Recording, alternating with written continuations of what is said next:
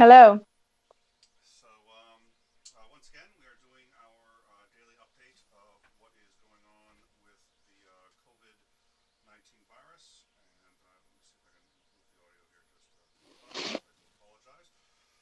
Um, there are a couple of quick things I did want to cover before we get into just sort of a rundown of what's been happening today. As usual, it's been okay. So, are they reporting absolutely no sound for me, or is this? They can hear Courtney, but they cannot hear my. So one of the reports that my audio is coming in. So Huh. they can hear me, but not you? That's what it sounds like. Oh, well, hello, everyone. It's your show Um, now, I guess. it's my show, I guess. So while Nick figures that out, he has a bunch of updates for us for All breaking right. news. Oh, Welcome, this everyone. may have done it. Yeah. Oh, yeah. My microphone has COVID. Very funny. Um, yeah. I think. Yeah. I actually think the sound was on. I Oh, think it was. no. Yeah. I think the sound source was coming from my camera. So and not the mic. Hmm. So I think. Um, I think we should be good. It'll take a couple seconds before they can tell us in the live chat. Oh God, yeah, finally a voice worth listening to. Obviously, it's not me. All right. Yeah. Thank you all for Oh, joining no. us. People are so mean. I know. Wow. Okay. Oh, Mm. no. The two things that I wanted to cover really before we begin, and I think they're just worth noting. The FDA has done uh, a study of the infrastructure for the U.S. Food supply, and their findings are that there are, in fact, no nationwide food shortages. Now, if you go to your grocery store, it may look a little different than that to you, but what you're seeing is just short of supplies in grocery stores due to panic runs and due to hoarding. People are coming in, they're Hmm. wiping these places out, and obviously until they restock, they're empty.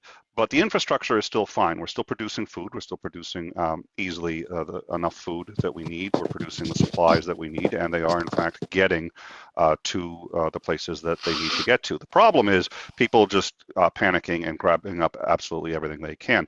So what we would just like to remind you is that as long as that infrastructure is intact, there really isn't anything to worry about on that front. There will always be supplies that you can get as long as people are not engaging in hoarding and going out and just getting absolutely everything they can. It is a bit like, it reminds me a little bit of banks. If you want to get a bank to fail, what you do is you start a rumor that that bank is going to fail. And then there's a run on the bank, people all pull out their money, and poof, bank fails. That's a little bit of what's happening here. People are worried that there's going to be a problem with the infrastructure, and so they've been taking all the food out, but they've been really just taking it out at the grocery level. Everything in the supply chain appears to be completely intact and, in fact, is ramping up to accommodate the fact that people are overstocking on supplies. But I think that's a piece of good news and something everybody should remember.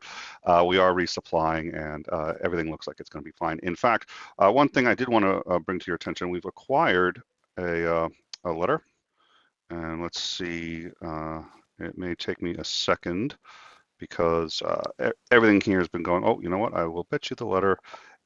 Everything's been moved around a bit. I do apologize. Our producer is unavailable at the present moment. So if this works correctly, what you're going to see coming up is a letter over the, because it's a, what is it? It's a portrait view. So it's going to come in over our calendar there on my left, so over that way. Right next to Courtney, you're going to see a letter. This letter is an example of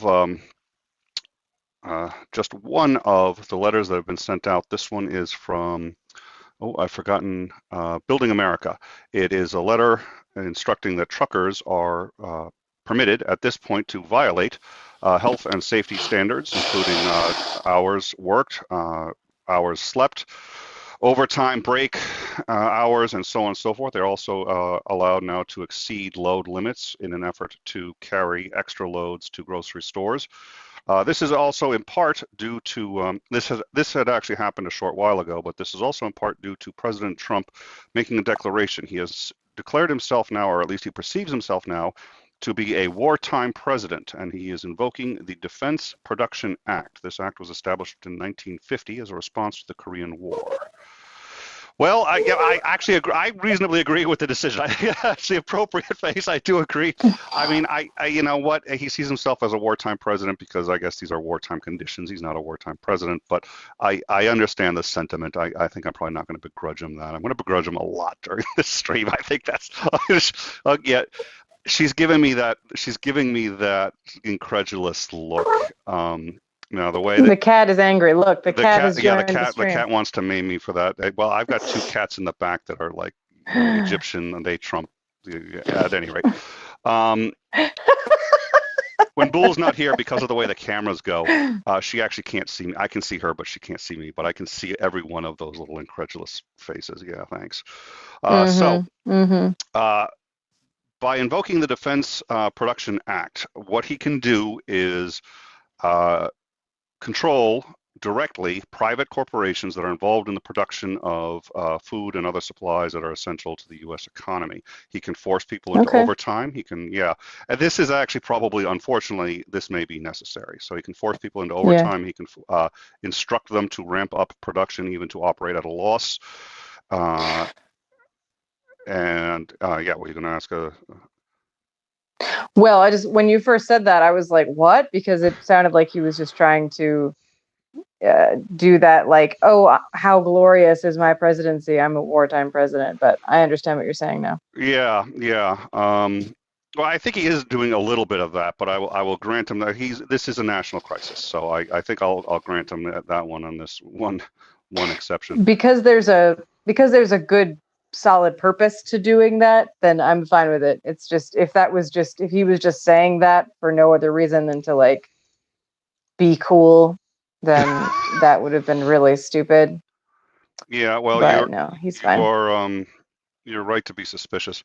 At any rate, according to FEMA, they describe this act as, quote, the primary source of presidential authorities to expedite and expand the supply of resources from the U.S. industrial base to support military, energy, space, and homeland security programs. So ostensibly, assuming that he does not abuse this, he is going to be increasing the flow of food and other vital infrastructure to other areas in the U.S. One thing is that the U.S. military is actually, in general, prohibited from acting locally. This allows the U.S. military to do that. We're going to discuss some ways in which the U.S. military is now acting inside U.S. territory. But moving forward, well, so that's the first thing I wanted to cover, is that the infrastructure is fine. And our medical systems are currently fine. There is cause for concern if these tactics don't work. There is some evidence they're working and some evidence they are not. I went past a park today and saw people playing a baseball game, which I think was highly unadvisable. Nonetheless, that's where we stand. Actually, I suppose while we're at that, there is a Joe My God, who is yes, quotes like here a evangelical who, quote, laid hands on Trump. This was a while back. Trump is pretty popular with evangelicals, has said that this is a ploy by the United States to control the population by giving fake vaccines that are going to kill people. The virus does not exist, and that the churches, if they go down to 250 and then eventually 50 or 25 as now required by law, not required by law, sorry, required by executive orders of governors and so on and so forth, that, quote, if you give up that ground, you gave it up, you will never get it back. You gave it up out of fear, you will give it up permanently. Because of the climate change narrative for global governance has failed, they are using the World Health Organization to come in and take control of nations, and then they're going to bring in vaccines. They're going to be forced vaccines, which can kill off many people.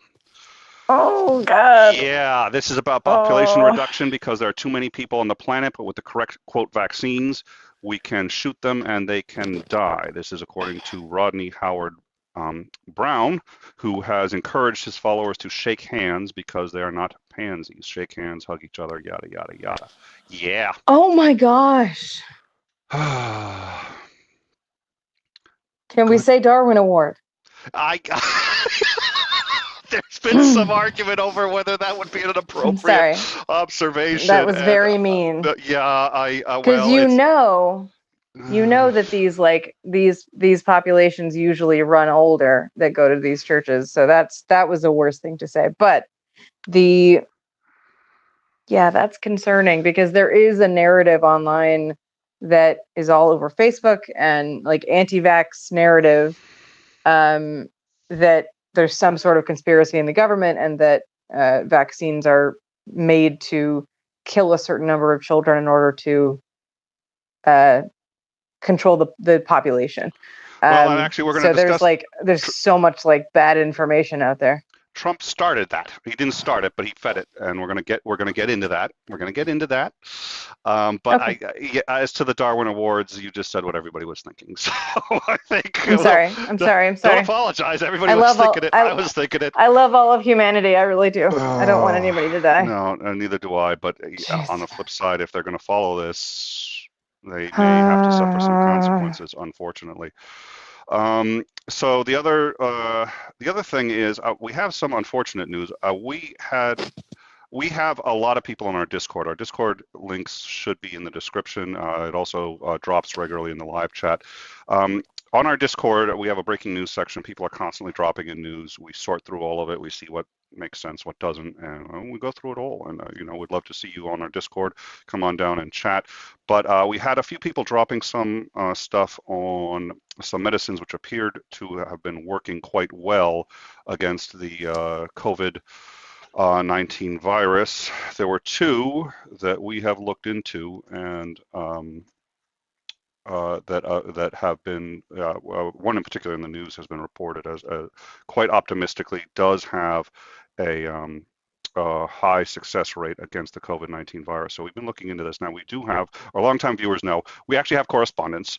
We bring these correspondents in for special stories, and we run material by them, in particular the legal ones we've needed recently a few times. And we did run this by a doctor of biochemistry who has reviewed most of this information before we went live today. And unfortunately, her assessment was not optimistic. The first one was of a drug called chloroquine, which is an anti-malaria drug and works very well on SARS. Now, SARS is 80% similar to the COVID-19 virus, and so the assumption is that maybe a drug that works well on SARS would work well on COVID-19. There was a white paper in which it is said that 3 medical studies found that drug, in fact, was highly effective against COVID-19. However, this is a white paper, which means it really is much closer to an op-ed. It has not been peer reviewed, and all of the studies were actually of SARS, not of COVID-19. They show, Wow. yeah, it's basically a bald-faced lie. They show a number of graphs and they say, look, here's all the effectiveness. It's the effectiveness against SARS. Their argument, if you read at the very end, the disclaimer is, well, SARS is 80% similar to COVID-19, so it should work. Well, we're closer to 99% similar to a chimpanzee. Doesn't mean, yeah, that's, and then they basically say this is, by the way, just for information purposes only. The 2 authors of the paper and this is getting traction. The 2 authors of the paper, the first is James M. Torrado, MD. He has a medical degree from Columbia University, but is not a practicing physician and is currently a manager at Blocktown Capital, which is an investment firm focused exclusively on blockchain ventures, which is to say online cryptocurrency. The second person is I can't find his name now, but he is actually an attorney, and that is yes, Gregory Regano Esquire. He is a lawyer specializing A lawyer. He's an advisor to the Stanford University School of Medicine, but he is not a doctor, and so it looks as if this paper and the information stemming from it is not accurate, and we are prepared to say that as of this moment, there is absolutely no credible evidence that the chloroquine anti-malaria drug, which is an antiviral, has any efficacy on COVID-19. It may not, but as of this moment, we do not believe there's any evidence to support that claim. The other claim is for a drug called remdesivir, and that one is slightly more optimistic. The Japanese have been using it, and they claim that they have been using it successfully. This has not been reviewed by the U.S. yet, and unfortunately, it is not widely or hugely successful. It appears to be only successful when administered early on at the first onset of symptoms. Once somebody has really sort of been taken by the virus, it does appear to lose efficacy. However, in some cases, it appears as if when taken early, people were testing negative for the virus 4 days after symptoms instead of 11 days after symptoms. But again, this has to be taken early. This is why, this is why testing is important. And again, the U.S. is still behind on testing. So that drug, remdesivir, is somewhat more looking good, but in neither of them is the silver bullet that they would appear to be and that some news outlets seem to have discussed. So I think there's a lot more to discuss about what's been going on today, but those are the two big stories. One, the food infrastructure, all the U.S. infrastructure for getting people supplies is intact and will remain so from the best that we can tell. So that is good news. And President Trump has given himself or activated the Defense Production Act, which is technically a war power.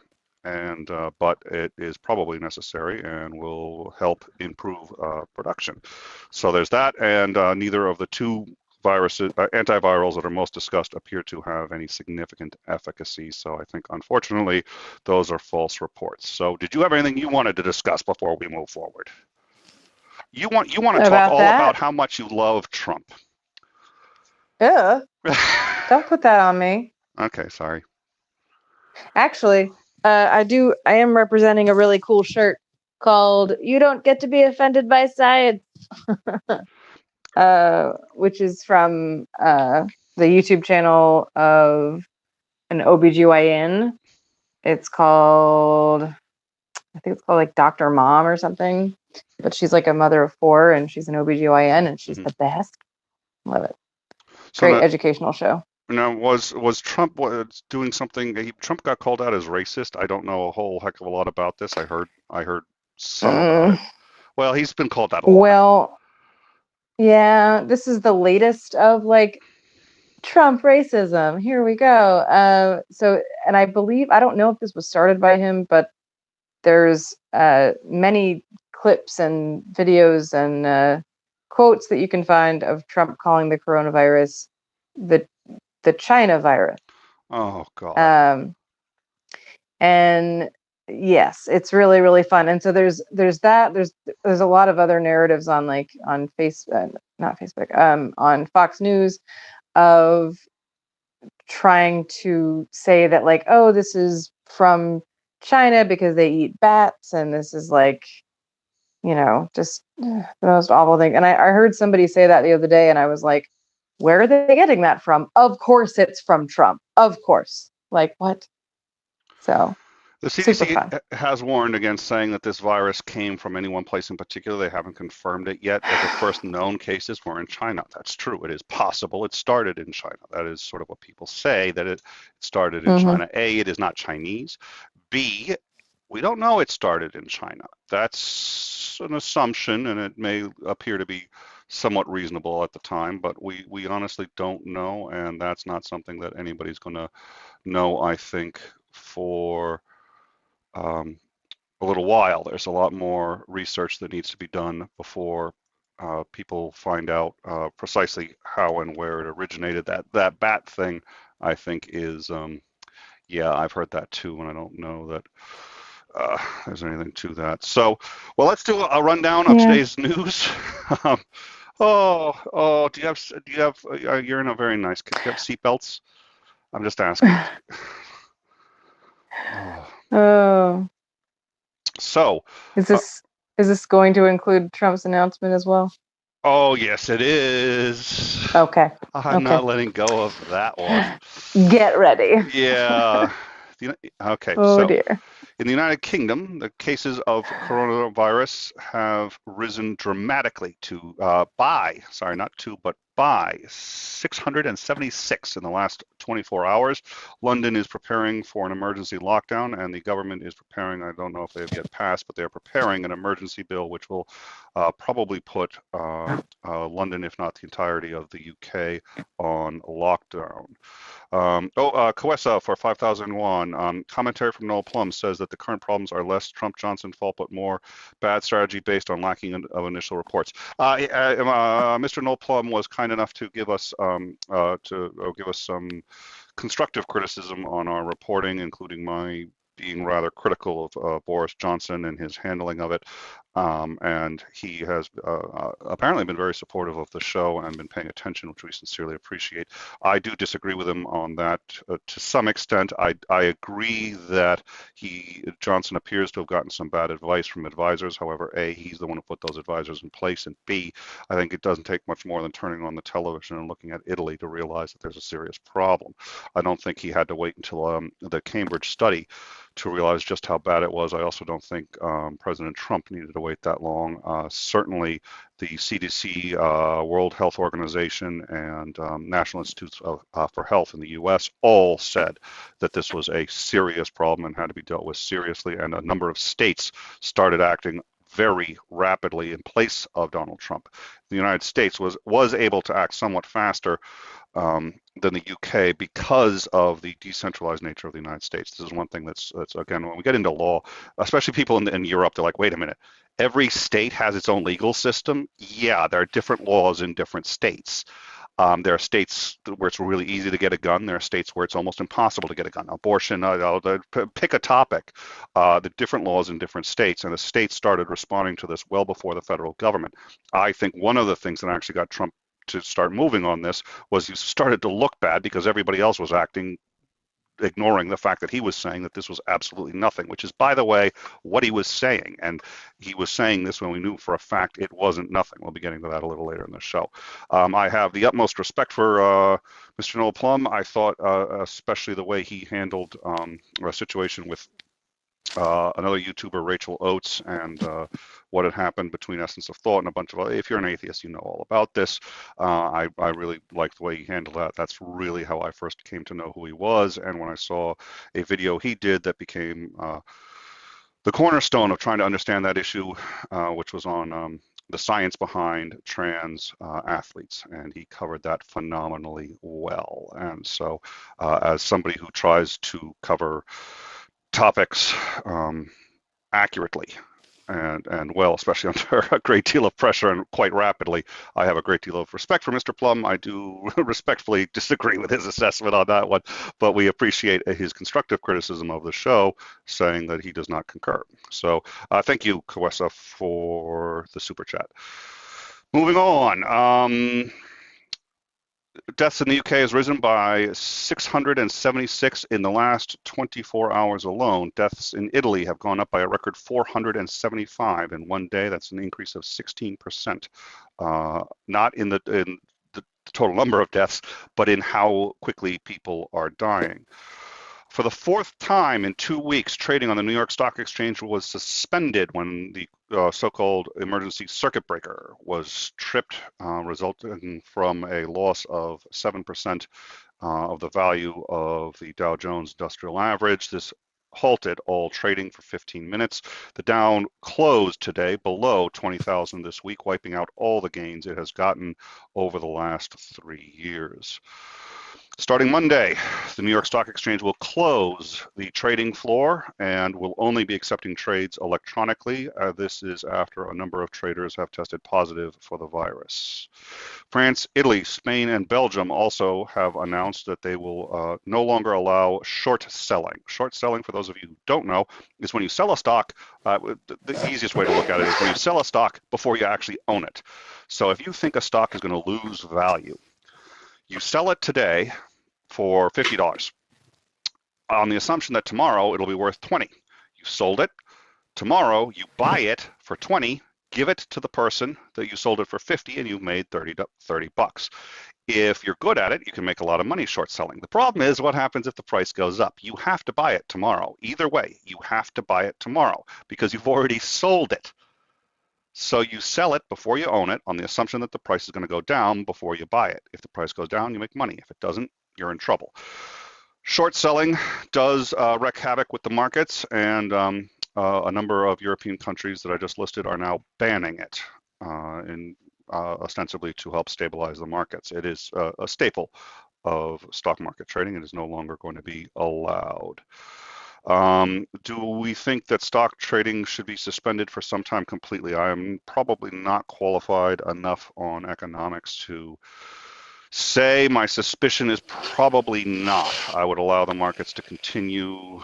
The circuit breakers are a very good idea because human beings do get quite emotional in the fact that they've actually worked. The point of the circuit, there are 3 circuit breakers. There's one at 7, 15, and then I think 20%. The fact is, I don't think the 15 one has been triggered yet. And the reason it hasn't been triggered is because everything has stopped at the 7%. At the 7%, people reevaluate and they say, okay, let's calm down. Let's not everybody freak out. And then things get rolling again. The stock market has thus far always rebounded. It just takes time. We rebounded from 9/11. We will rebound from this. Ford, GM, and Fiat Chrysler have all announced that they are shutting down all manufacturing plants in North America.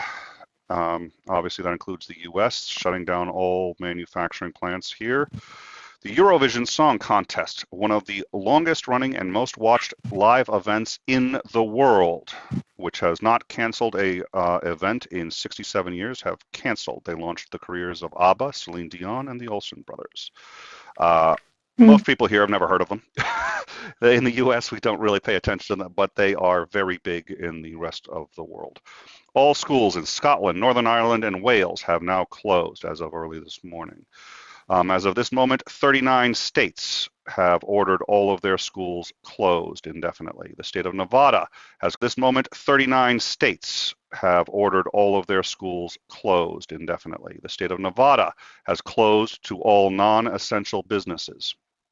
The state of Texas has activated the National Guard. They are the first state to activate the National Guard at the state level.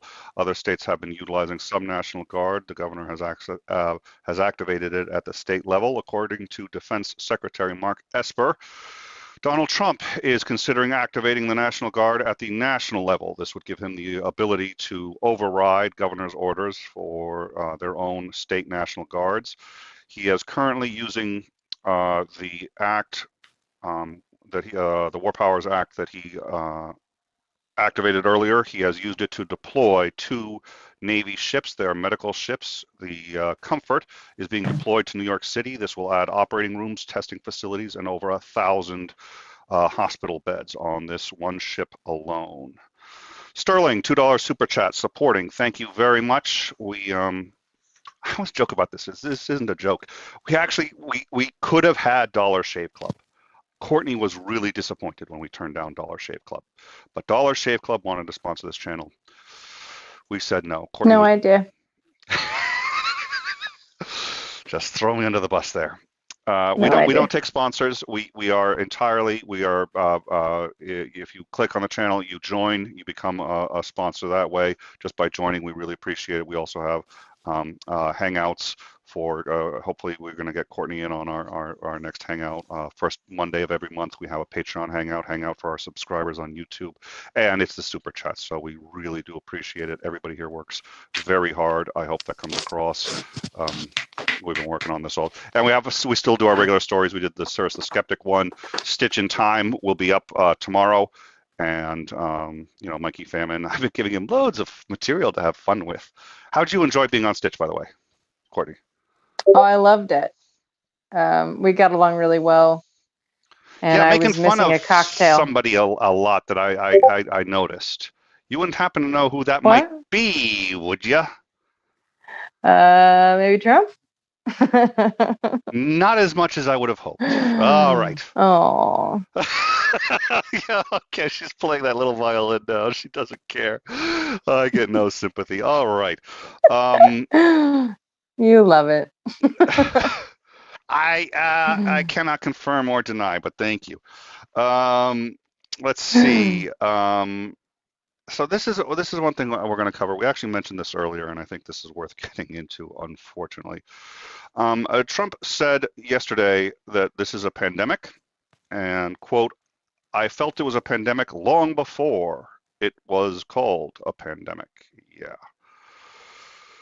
Um, we're used to him bloviating by now and saying shit that is demonstrably not true. I mean, basically, for all intents and purposes, lying. The fact of the matter is, however, um, it's not even close to true, and he's not owning some mistakes that he made, and by having made those mistakes, well, no, certainly slowed down the response, has made the response much harder, and quite frankly, uh, owning it would help reverse the damage he did. What did he do? Well, on January 22nd, when asked if he was worried about the pandemic, he said, "No, not at all. We have it totally under control.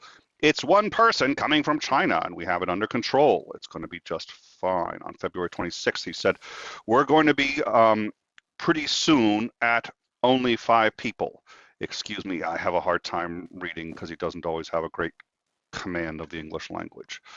And we could be I'm not dripping with contempt. No, not in the slightest.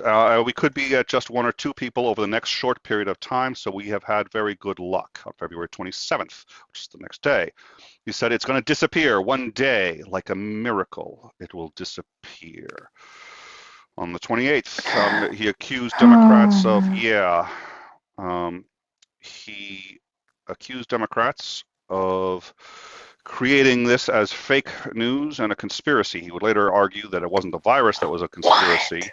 Yes, this is now on your screen. Courtney can't see it, unfortunately, because I don't give her a camera.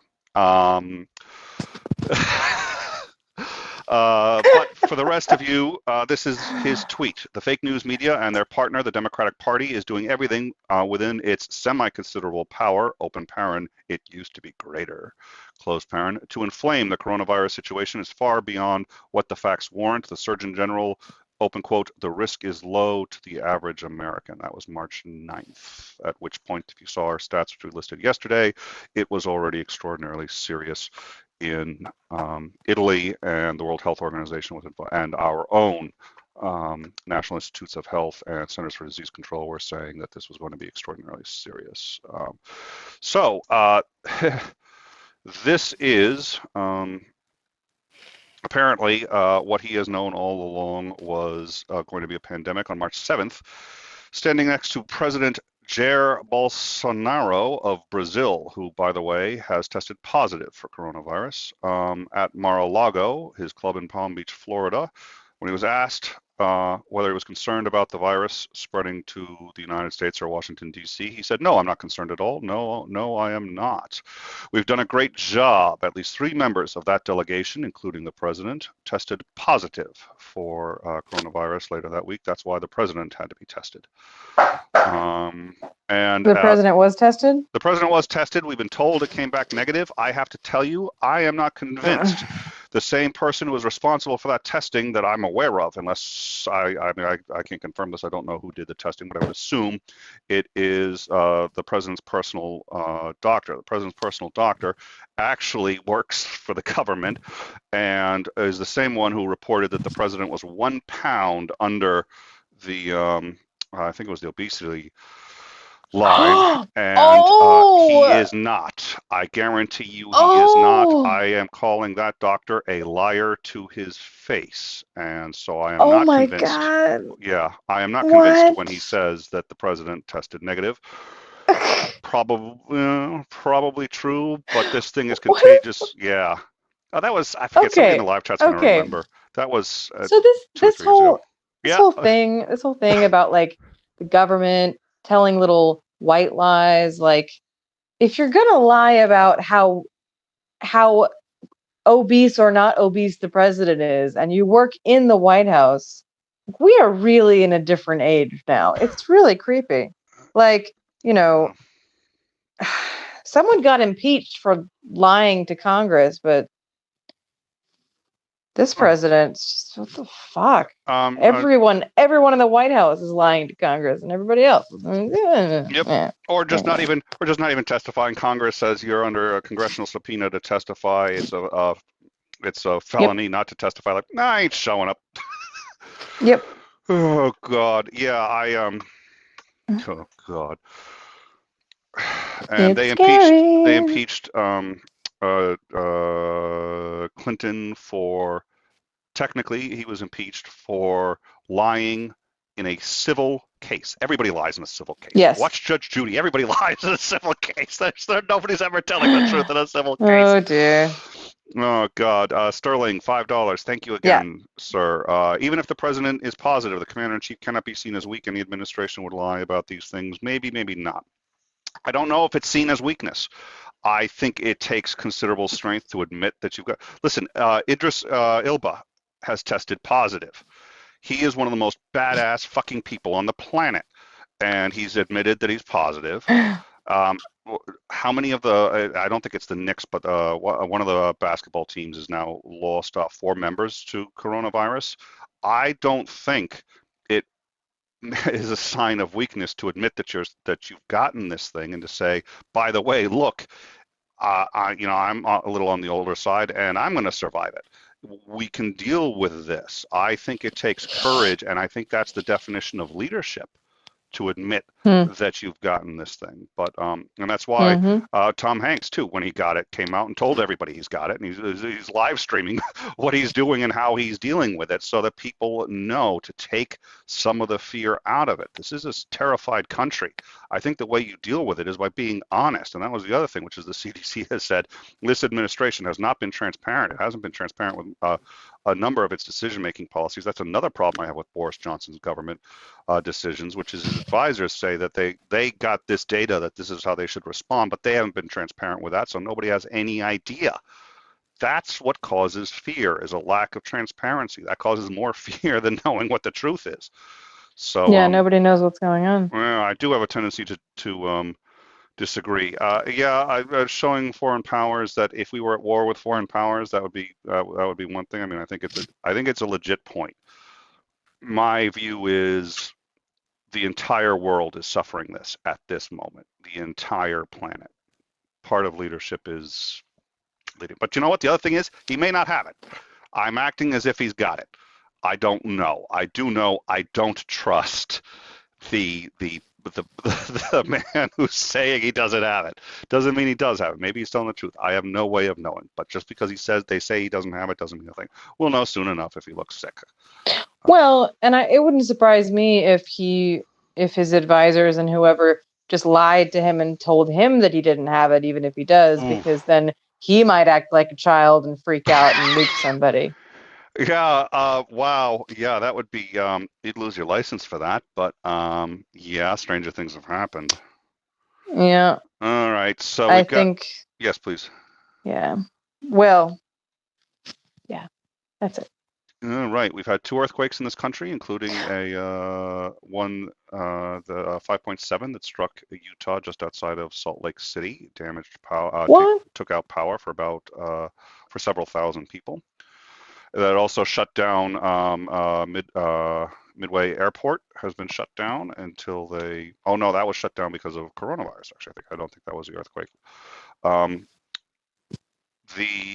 Let's see, Texas National Guard, and one other nice piece of news: Burger King is announcing that they're going to be giving away 2 free kids meals with every order on their mobile apps starting Monday. I genuinely hate to shill for a corporation. I hate to shill for Burger King or anybody like that, but I figure, and that's probably a PR move. I'll be cynical about it and say that's a PR move, but they have come out and said, look, you have kids home from school.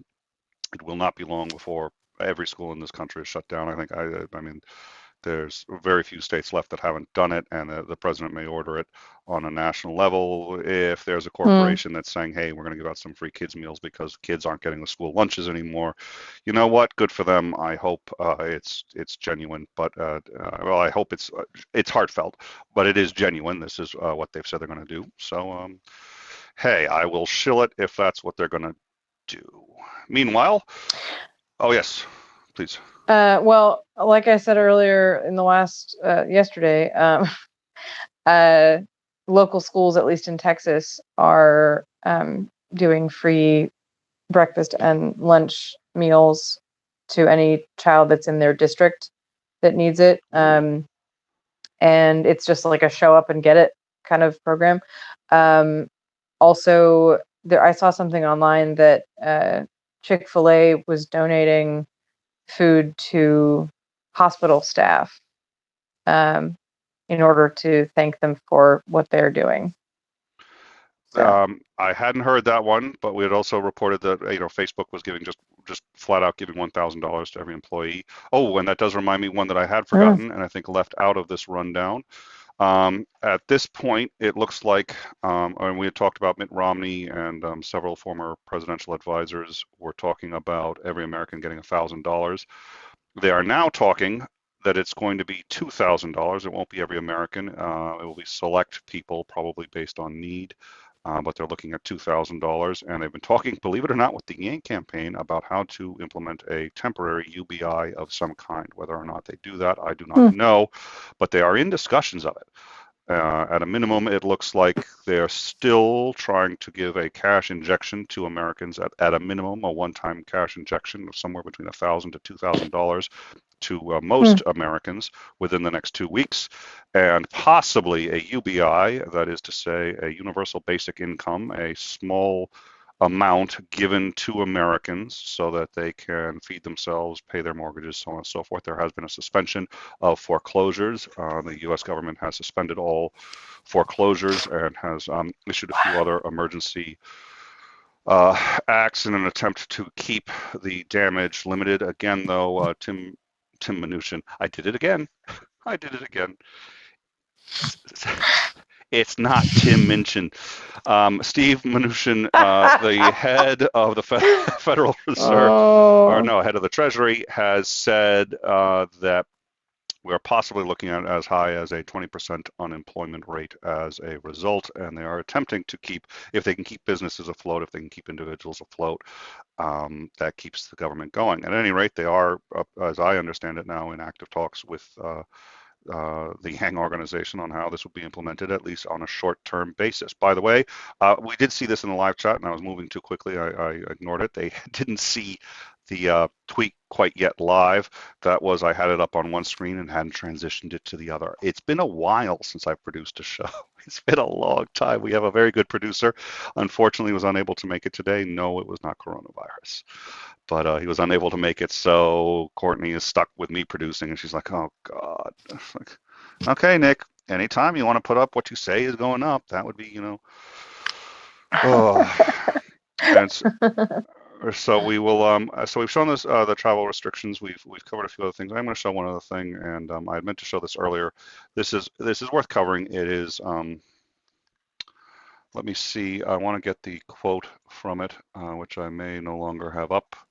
5 monitors going, and I still lose track of all my information everywhere. That In might Italy, be why. I'm sorry, what? That might be why. That might be why. What do you know? At any rate, Oh. I'm going to be in trouble. Yeah, okay, as soon as this stream ends, I'm probably going to be murdered. So if I'm, first of all, if I'm found dead, I've got a whole bunch of witnesses as to why. Second of all, I don't think I'm ending the stream tonight. I'm just going to keep this going until I've got witnesses. Ooh, okay. Oh no. I will show one other thing, and this is going to be a little break in the tone back into something unfortunately very somber. I meant to hit this earlier, and again I was moving and I missed it. This here that we are about to show is in Italy. As I had said earlier, it's a record-breaking number of deaths. It's gone up by a record of 475 in one day. Again, this is an exponential increase. It's not a linear, things get worse very, very quickly. They are now too many people dying for them to be able to deal with the bodies. This here is a military procession. Well, a military procession, that makes it sound like what they are doing is they're taking the bodies for cremation, and so they're loading them up onto the back of military trucks. And what you see here is a convoy of military trucks taking the bodies for cremation. they've reached the point where they can't cope with even just the number of bodies, let alone the number of sick that they are trying to uh, deal with. And we have somebody saying in the live chat, I don't know for a fact that this is true, but it sounds reasonable considering how this works, that the number of cases and new deaths in the US has doubled in the last, I would assume he means in the last 24 hours. And that sounds about right. That is usually how these things work. Coessa for another 5,000 won. What are the panel's take on the moral ethics problems of price gouging under emergencies? Can we violently harm those people under, oh, Jesus, under utilitarianism? That's a really good question. Before we do that, actually, you had heard that there were severe penalties at one point for violating the uh, what is it? Violating lockdown orders. And we've discussed briefly sort of the difference between a lockdown, sort of a hunker in place or a shelter in place order, or any number of the various Curfew. orders, curfews, exactly. I believe it's Argentina. It's a South American country. I don't remember which one. I want to say Argentina has actually said that they are making it a a felony, federal crime to violate their curfew, and you will be facing significant fines and jail time if you are caught out in anything short of an emergency. So I don't know if the particular instance you had been talking about, which I think had been Italy, I don't know about there, but there are countries who are now taking it seriously and saying they will arrest people who are caught in violation of their curfews. So we, again, are not there yet. And we are not in any kind of lockdown. Like I said, it looks like the UK will be soon. So here's the question, Courtney. This is a cute one. Thanks, Coessa, for asking us something like we actually have to think. Oh, God. What are the ethical problems of price gouging in an emergency? Can we violently harm those under utilitarianism? So, Price gouging? What is that? okay, so gasoline all of a sudden becomes very, very rare. So gasoline companies dramatically increase the price, knowing that people now have to pay for it. So instead of $3 or $4 a gallon, gasoline becomes $30 a gallon. Well, there was an individual that actually my boyfriend was telling me about, who had bought a bunch of hand sanitizer and was selling it on eBay at a really high markup, and was kicked off of eBay. Yes, he was. And Amazon kicked off of, forced to donate the rest. And forced to donate the rest, apparently. And people are, I guess there's a question of charges against him, maybe. Basically, Yeah, price if you gouging donate can be illegal, and that was he had 7,000 bottles of hand sanitizer, if I recall. So, I mean, the Twitterverse wants to kill him. I think I don't think the Twitterverse is exactly equivalent to the legal system. So, I think, I don't know, that goes into the question of whether, like we were talking about with the prison system, whether our legal system is for deterrence or retribution or revenge or safety of other people or rehabilitation. And so, if you have criminal charges for someone who's just being an opportunistic asshole, which of those are you serving if you were to bring up charges against that person? I don't know. I think that's a spectacular question.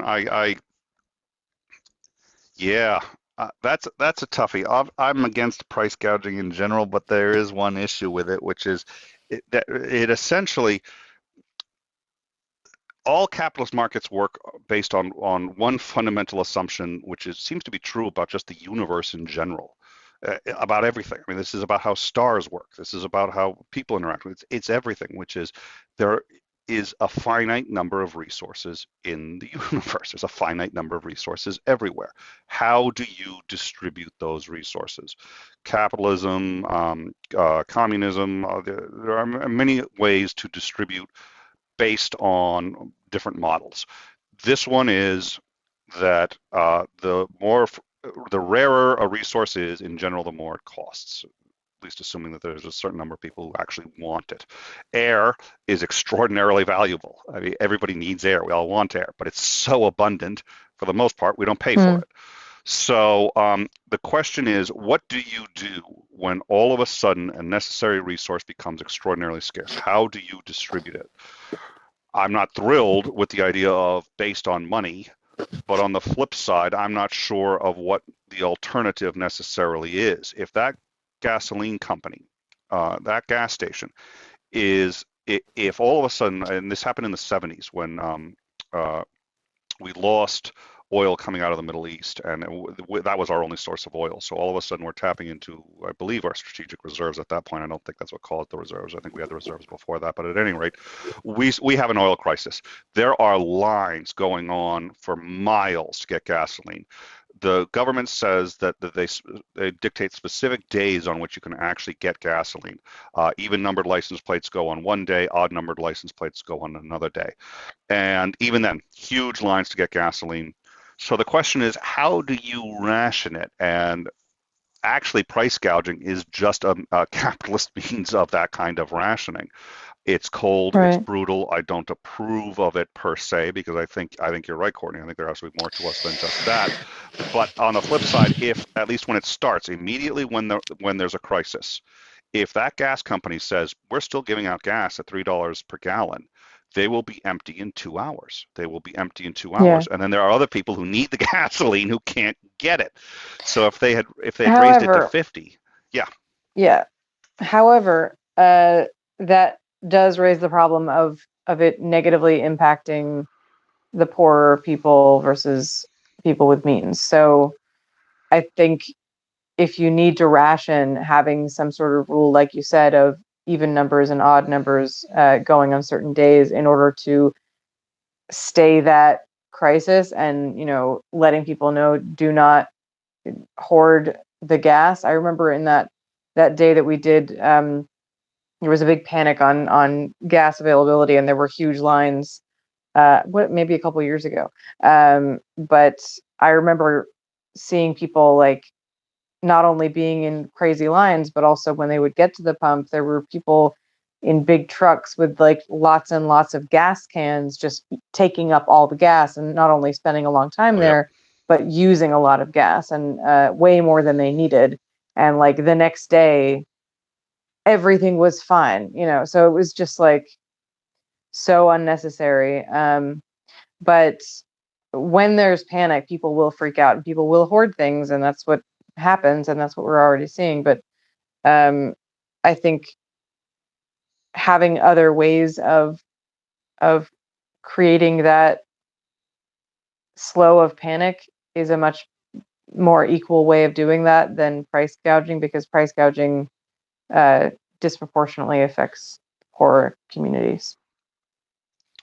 I so I just somebody's going to need to. I think what we need is like a one of those, for the, because I've been nodding. It's like I've been sitting going, yeah, right, exactly, and I'm waving my hands going around, yeah, I agree. And I was like, oh, she doesn't. For all she knows, I'm sitting there with a scowl, going, how, oh my God, I can't believe I'm on with a socialist.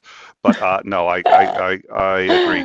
And Icarus makes an excellent point. The problem with artificial price gouging, see insulin prices in the U.S. Yeah, what's his name, who Yes, raised the price of yes, yes, insulin yes. by 100-fold and is now Yeah. in jail. And I don't think there's anyone, probably even including his own parents, who necessarily would, because that man was evil.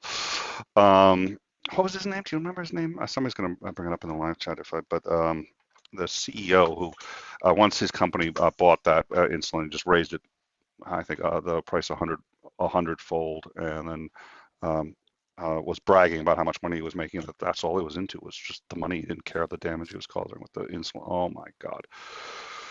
All right. Well, I think that's going to just about cover it. Again, thank you all Hmm. for putting up with our technical difficulties. I think we'll be okay again reasonably soon. And thank you very much for the super chats, and for the Patreon support. We've had a few new Patreons, which we really appreciate, and for the subscribers who've joined on YouTube. That really is a tremendous help. We'll be back again tomorrow. Probably the same time we're going to come on after Stitch. If Stitch runs a little late, we'll probably give them some time unless there's something really serious going on. The good news is we haven't had. I mean, when we had the first circuit breaker trigger, we did breaking news. The stock market had stopped suspended trading, and we're like, okay, we're going live now. It's happened 4 times. Like, oh yeah, the stock market's in complete free fall. Everybody's panicking. See you tomorrow. So, the good news is we are able to sort of slow down the rate of keeping up with the news. But thank you all for joining us, and thank you for sending us those stories. I hope you'll keep sending them. We're going to keep vetting them and trying to figure out what's going on and give everyone the most accurate information we can as rapidly as we can. We'll see you guys in one day. We'll see you tomorrow, barring anything critical. And hopefully, actually, I'm cautiously optimistic that we'll be able to suspend these daily updates reasonably soon too. Once, if and when there is some kind of national lockdown in the U.S., it's likely that there isn't going to be much more breaking news after that. There's just going to be mortality numbers, and you can get most of that from just about any newspaper. You're not going to need us. And poor Courtney sitting there going her first 2 weeks on In Time, and she's done more. You've done more work on In Time than all of Atheist Edge combined. Oh no, I wouldn't go that far, but it's a lot more, yeah, than I think was originally pitched to me. Yeah, I think so. We did tell but you we it's all cover right. breaking news. It's not my fault that all of a sudden a global pandemic struck. Exactly. Yeah. She's very patient with us. All right. Well, thank you all. Glad I can be a part of it. Oh, thank you. You've been a huge contributing part to it. So thank you. Thank you to our audience. Please join us on our Discord for more discussion. We like to have chats after the shows, and certainly you can drop any news in there, and we'll check it out. And see you all tomorrow. Unfortunately, on this one, but yeah.